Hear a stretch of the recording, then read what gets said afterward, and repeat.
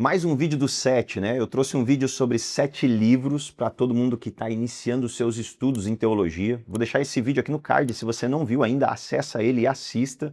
Inclusive na descrição do vídeo tem o link para comprar qualquer um desses livros e com isso você vai estar ajudando esse canal. Fiz um vídeo sobre 7 dicas para você aperfeiçoar os seus estudos, principalmente para quem está começando. Se você seguir essas dicas, você vai conseguir desenvolver a sua teologia mais rápido, tá? Eu, inclusive, cometi alguns erros que eu comento lá nesse vídeo. Vou deixar esse vídeo das 7 dicas também aqui no card. E hoje eu estou trazendo um vídeo sobre 7 conceitos, 7 palavras que todo estudante de teologia, toda pessoa que deseja se aprofundar no estudo teológico, que está começando, comprar os seus livros, ler leituras teológicas, né? Ele precisa conhecer esses 7 conceitos, porque com certeza eles aparecem nos livros, em todo tipo de livro, e se você não dominar esses conceitos, com certeza toda hora você vai ter que ficar parando, relembrando o que é, indo no Google procurar, tá?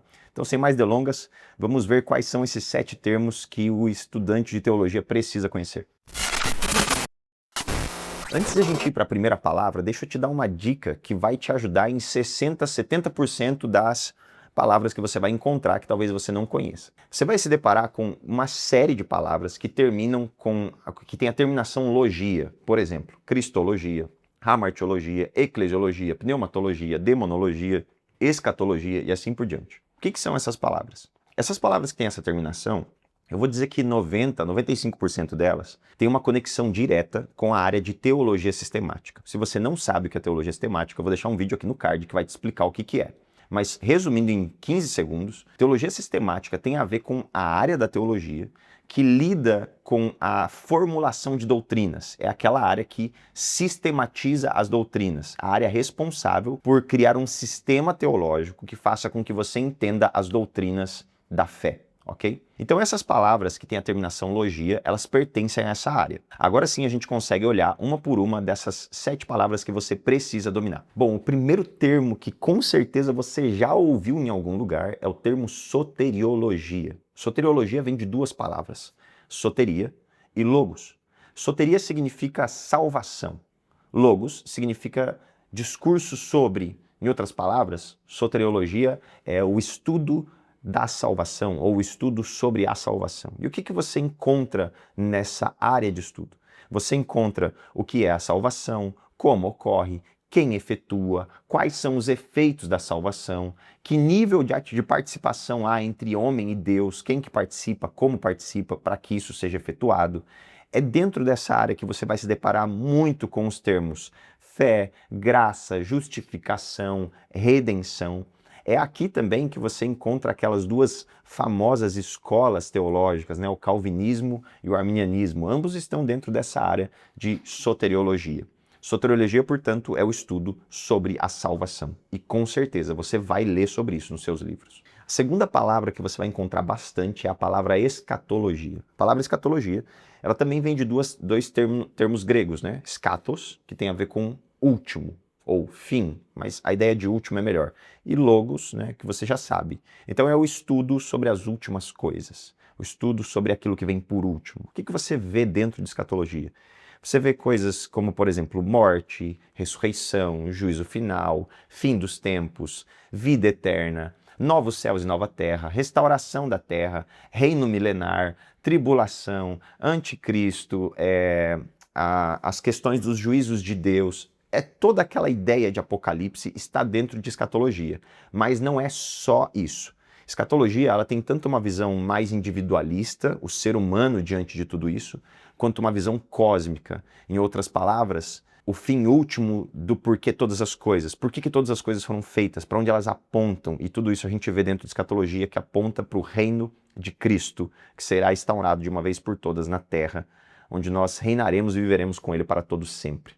Então a ideia de último não é apenas a ideia de fim desta era, mas é a ideia de que tudo está apontando para um lugar, para que uma nova era se inicie através do governo de Jesus Cristo. O terceiro termo, ele é bastante intuitivo, mas por muitas vezes a gente não tem noção do nível de profundidade que esse termo carrega em si. É o termo cristologia. Você já sabe que eu estou falando sobre Cristo. Agora, quando eu estou falando sobre Cristo em cristologia, eu não estou falando sobre 33 anos. Eu estou falando sobre algo muito mais amplo. Eu estou falando sobre João João 1:1. O verbo que estava com Deus e era Deus. Mas eu também estou falando sobre Apocalipse 5, o cordeiro que parecia que morreu, mas agora estava vivo do lado do trono de Deus. Então, a pessoa de Cristo, ela não é apenas 33 anos. Dentro disso eu vou ter que estudar a divindade de Cristo, a humanidade de Cristo, a sua encarnação, sua morte expiatória, a sua ressurreição, o que, em outras palavras, significa a obra e a pessoa do Cristo como um todo, em todos os seus aspectos bíblicos.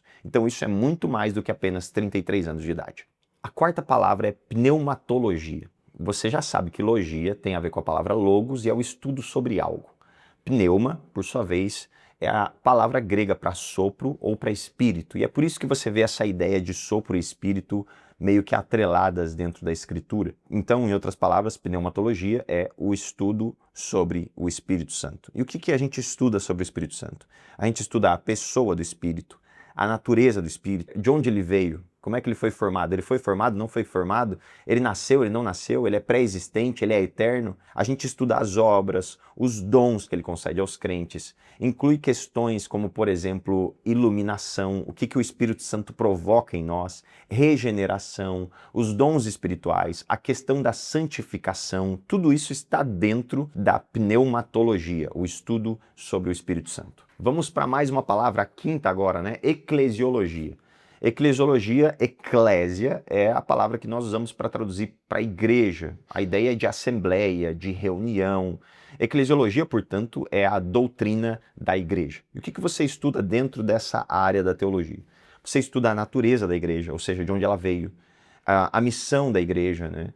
Para que ela veio, o que ela deve fazer, questões estruturais da igreja, como ela deve ser organizada, estruturada, questões de sacramentos, ordenanças, a relação da igreja com o reino de Deus. Então Cristo, ele instaurou o reino de Deus. Como é que a igreja, ela funciona dentro desse reino de Deus? Como é que ela vive diante do reino de Deus? Em outras palavras, eclesiologia vem responder às perguntas: o que é a igreja, como ela se organiza e por que ela existe. É basicamente isso, resumindo. O sexto termo você já ouviu. É possível que você tenha ouvido ele de forma, uma explicação correta ou errada, mas dentro de teologia, ele tem um conceito muito claro, é o termo revelação.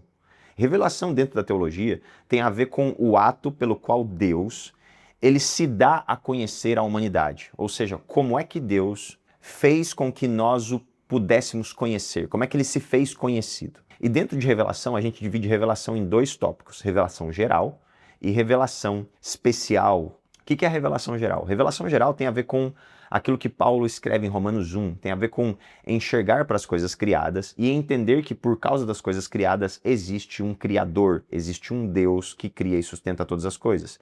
E aí Paulo vai usar essa ideia de revelação geral em Romanos 1 para mostrar que o homem ele é reprovado porque, vendo as coisas criadas, decidiu não dar glória a Deus. O segundo termo é revelação especial, em outras palavras, a forma especial em que Deus decidiu se revelar. E aqui, como revelação especial, a gente tem as Escrituras e a pessoa de Cristo, aonde você consegue ter uma revelação clara de quem Deus é e uma experiência com esse Deus, na palavra e na pessoa de Cristo. Então, revelação dentro de teologia não tem nada a ver com receber um insight novo que ninguém conhecia, mas tem tudo a ver com a forma que Deus decidiu se revelar ao homem. Nosso último termo é hermenêutica e por muitos ele é confundido com exegese. Inclusive eu já fiz um vídeo para explicar a diferença desses dois termos, que tipo de método hermenêutico a gente deveria usar e assim por diante. Se você não viu esse vídeo, clica aqui para você saber ainda mais a fundo o que é hermenêutica, o que é exegese e que tipos de métodos a hermenêutica nos ensina. Mas hermenêutica, em outras palavras, tem a ver com a ciência da interpretação, a arte de se interpretar textos, principalmente o texto sagrado, a Bíblia. Mas existem outras áreas do estudo que também têm a sua própria hermenêutica. Por exemplo, o direito, existe a hermenêutica do direito, que tem a ver com os pressupostos, os princípios de se interpretar a lei. O que a hermenêutica teológica traz, a hermenêutica bíblica traz, são princípios, métodos, pressupostos que nós temos que carregar para entender corretamente o texto bíblico. Basicamente, sem hermenêutica, qualquer texto se torna pretexto para a gente apoiar as nossas ideias dentro da Bíblia, em vez de expressar aquilo que a Bíblia de fato quer nos ensinar. Esses são os nossos 7 termos teológicos. Se você acha que ficou algum de fora que deveria receber um pouco mais de relevância, coloca ele aqui nos comentários para mim. Ou se tem algum que você tem dificuldade de entender ainda, deixa aqui nos comentários também que eu vou te ajudar a entender esse termo. Se você gostou desse vídeo, não deixe de curtir e compartilhar com aquele amigo que está começando a estudar teologia. E se você está gostando desse canal, já segue aqui, ativa o sininho para receber as notificações, porque toda semana a gente tem mais conteúdo sobre teologia e espiritualidade. Te vejo no próximo vídeo.